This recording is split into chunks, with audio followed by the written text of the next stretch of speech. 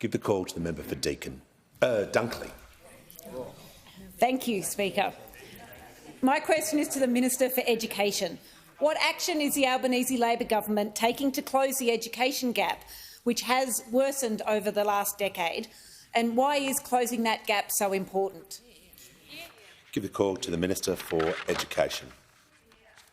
Thanks, Mr Speaker, and can I thank the awesome member for Dunkley for her question.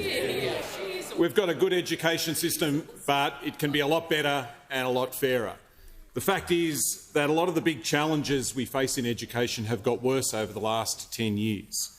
Teacher shortages have got worse. In the last 10 years, there's been a 12% drop in the number of young people becoming teachers. School attendance rates have got worse. They've dropped from about 93% 10 years ago to 87% last year. And the gap in reading skills of children from poor families and wealthy families has got worse as well.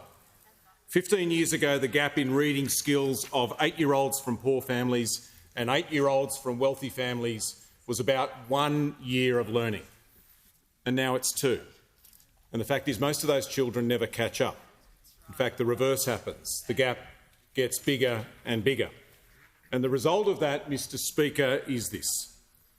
In the last 6 years, we've seen a drop in the percentage of young Australians finishing high school, particularly poor kids and particularly in public schools. In 2017, 83% of students in public school finished Year 12. Last year, that was 76%.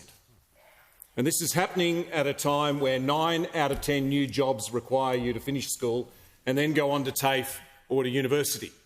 At a time where we need more people to finish school, not less. Rich and poor, city and the bush, black and white. This is what we've got to fix. In 2 weeks' time, education ministers will consider major reforms to the way we train our teachers, to teach literacy and numeracy and classroom management and better prepare them for the classroom. A few months ago, we made major changes to NAPLAN to raise the bar, lift the minimum standard that students are expected to meet, and more clearly identify the children that need additional support. The next step is to provide them with that additional support. And we've committed to work with state and territory governments to make sure all schools are put on a path to full and fair funding. That funding's important, but so is what it's spent on, what it's invested in, what it does, the difference that it makes. We've got to close that funding gap and the education gap.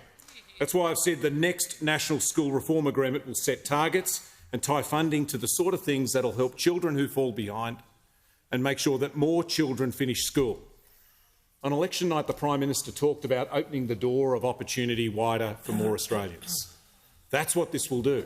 That's what education does more than almost anything else.